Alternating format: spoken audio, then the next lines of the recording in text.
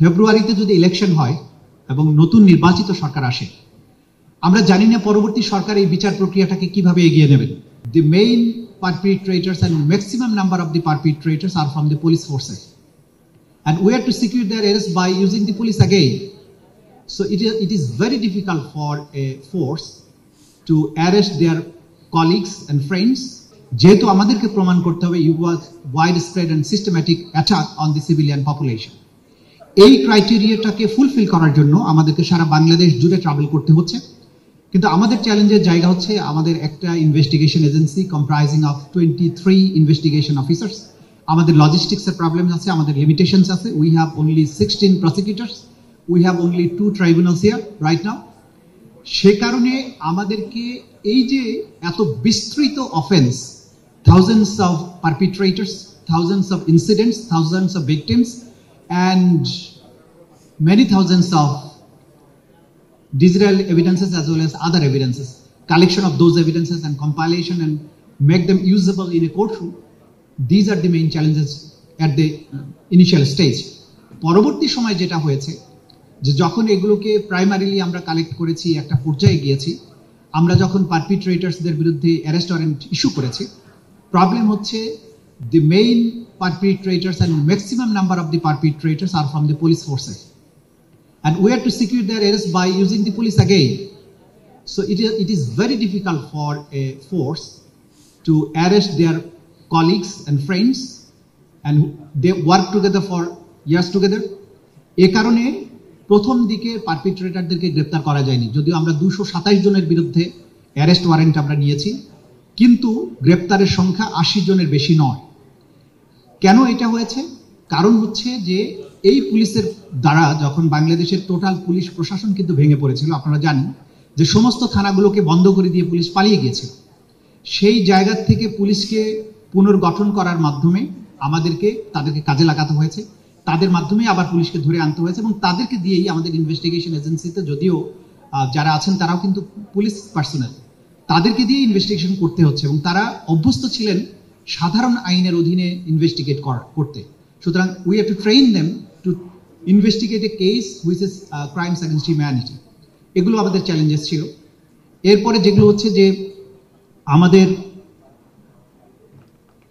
কিছু কিছু ক্ষেত্রে অ্যারেস্ট ওয়ারেন্টগুলো এক্সিকিউট করার ক্ষেত্রে আমরা বাধার সম্মুখীন হয়েছে। আপনারা জানেন যে জুলাই আগস্টের গণহত্যার মধ্যে পুলিশের পাশাপাশি অন্যান্য বিভিন্ন বাহিনীর সদস্যরাও এই হত্যাকাণ্ডের সাথে সম্পৃক্ত হয়েছিলেন কিছু কিছু অংশ, কিন্তু তাদেরকে কিন্তু গ্রেপ্তার করার ব্যাপারে আমরা নানান ধরনের প্রাতিষ্ঠানিক প্রতিরোধের মুখোমুখি হচ্ছি, যেটা আমাদের জন্য সমস্যা। এবং জুলাই আগস্টের যে গণহত্যাগুলো হয়েছে, বা গণহত্যা বলা যাবে না, যেটাকে আমরা বলবো যে ক্রাইমস অ্যাগেন্সট হিউম্যানিটি অ্যাজ মার্ডার, তার বাইরেও গত 15 বছর ধরে যে এনফোর্সড ডিসঅ্যাপিয়ারেন্সের ঘটনা ঘটেছে, তারা যে পারপিট্রেটর আছেন তাদের কিন্তু র্যাব এবং বিশেষ করে আরো কয়েকটা গোয়েন্দা সংস্থার সদস্য যারা ছিলেন, তাদেরকে গ্রেপ্তারের ব্যাপারে কিন্তু আমরা নানান ধরনের সমস্যার মুখোমুখি হচ্ছি। এই বাস্তবতায় আমাদেরকে মাথায় রাখতে হবে যে একটা বিপ্লবোত্তর পরিবেশে যে সরকার দায়িত্বে আছে, এই বিচার যেহেতু আমাদের প্রায়োরিটি, আমরা রিকোয়েস্ট করব যে যারা যে বাহিনীর সদস্যই হন না কেন, অপরাধীর একমাত্র পরিচয় তারা অপরাধী। সুতরাং no institution should try to shield them.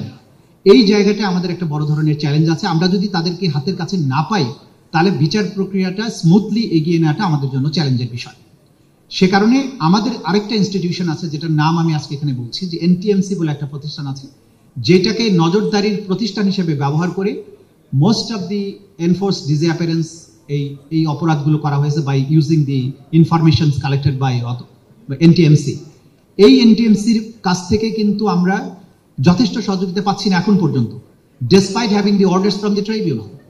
তারা এই যে বিভিন্ন পারপিট্রেটরের মধ্যে নানান ধরনের টেলিফোনিক কনভারসেশন হয়েছে, অর্ডার দেওয়া হয়েছে লিথালি ওয়েপন ইউজ করার জন্য, এবং to kill the demonstrators by using drones and by using helicopters, by using lethal weapons etcetera. এগুলো কিন্তু এনটিএমসি সমন্বয় করেছে। এই তথ্যগুলো তারা বিভিন্ন বাহিনীর কাছে দিয়েছে, ছাত্রদের ছবি নিয়েছে, গ্যাদারিং কোথায় বেশি আছে সেখানে হেলিকপ্টার পাঠানো হয়েছে। এই কাজগুলো করার তথ্যগুলো সেখানে সংরক্ষিত থাকার পরে আমরা সেখানে যখন প্রথম যাই, দেখা গেল সেই তথ্যগুলো ধ্বংস করা হয়েছে, আলামত ধ্বংস করা হয়েছে। সেই আলামতগুলোকে ডিলিট করার জায়গা থেকে কিন্তু আমাদেরকে রিট্রিভ করতে হয়েছে এবং সেগুলো আমরা এখন কোর্টরুমে ব্যবহার করছি। এগুলো অনেক চ্যালেঞ্জের ব্যাপার ছিল এবং still we are facing challenges from those institutions. এর বাইরে আমাদেরকে দেখেন সবচেয়ে বড় চ্যালেঞ্জের আরেকটা জায়গা হচ্ছে যে ফেব্রুয়ারিতে যদি ইলেকশন হয় এবং নতুন নির্বাচিত সরকার আসে, আমরা জানি না পরবর্তী সরকার এই বিচার প্রক্রিয়াটাকে কিভাবে এগিয়ে নেবেন। সেই বিষয়টা যদি মাথায় রাখতে হয় তাহলে আমাদেরকে প্রায়োরিটাইজ করতে হচ্ছে which cases will be tried first and which cases will be tried later on. So we are running out of time. We have to do justice for the victims of the July and August massacre. We have to do justice for the enforced disappearance victims. এই দুটো জায়গায় একসাথে কাজ করা, এই দুটো tribunal এবং একটা লিমিটেড ফোর্স ওয়ার্ক ফোর্স নিয়ে আমাদের পক্ষে করাটা কঠিন। এখন পরবর্তী সরকার যারা আসবেন, রাজনীতিবিদদের যদি এই সুদৃঢ় ঐক্য এবং তাদের একটা জায়গায় ঐক্যমতে তারা না পৌঁছেন যে সরকারি পরবর্তীতে ক্ষমতায় আসুক, they will carry on the trial process of the July-August incidents as well as the enforced disappearance cases. Otherwise, আমরা এই ফেব্রুয়ারির মধ্যে কয়টা ট্রায়াল শেষ করতে পারবো? কিন্তু আমরা সেই ক্ষেত্রে প্রায়োরিটাইজ করেছি যারা মেইন পারপিট্রেটর ছিলেন, যারা টপ কমান্ডার ছিলেন, যারা responsible for their command responsibility, আমরা উইল ট্রাই দেম ফার্স্ট। এবং সেক্ষেত্রে আমাদের যথেষ্ট অগ্রগতি আছে। আমরা আপনাদেরকে আশ্বস্ত করতে পারি ইলেকশনের আগে সমস্ত ইন্টারন্যাশনাল স্ট্যান্ডার্ড বজায় রেখে যতটুকু টাইম ফেয়ার ট্রায়ালের জন্য, জাস্টিসের জন্য আদার সাইডকে দেওয়া প্রয়োজন, সবকিছু সত্ত্বেও আমরা অন্তত ফেব্রুয়ারির মধ্যে 8-10টা কেসের নিষ্পত্তি করতে পারবো বলে আমরা আশাবাদ ব্যক্ত করছি। কারণ we have sufficient evidences, we are close to complete the investigation of those cases. এবং সেক্ষেত্রে অন্তত টপ কমান্ডারদের বিচার করাটা সম্ভব হতে পারে। That is the possibility. এটা আসার জায়গা। আমরা এই দেশের তরুণ প্রজন্মের কাছে অনুরোধ করব, যেভাবে আপনারা জুলাই আগস্টের বিপ্লবটা সফল করেছিলেন, এই পারপিট্রেটরদেরকে বিচারের মুখোমুখি করার কাজটার জন্য আপনাদের ওই ঐক্যটা অব্যাহত রাখতে হবে, সরকারের প্রতি দাবি এবং চাপ অব্যাহত রাখতে হবে। এবং পলিটিক্যাল পার্টিসগুলোর কাছে আমাদের যেটা আবেদন থাকবে যে আপনারা কমিটমেন্ট দেন যে এই বিচার প্রক্রিয়া বন্ধ হবে না। এবং সেইটা যদি না হয়, পরবর্তী সরকার এসে যদি এই চলমান প্রক্রিয়াটা বন্ধ করে দেয়, আপনারা সবাই জানেন যে এই বিশাল বিচার প্রক্রিয়া, এত বড় প্রক্রিয়াটা কয়েক বছর সময় লাগবে এটা শেষ হতে। এবং সেটা যদি অসমাপ্ত রাখা হয়, আমরা মনে করি সেটা জাতির সাথে প্রতারণা করা হবে। জুলাই আগস্টের যে ভিকটিম যারা রক্ত দিয়েছেন তাদের রক্তের সাথেও বেইমানি করা হবে।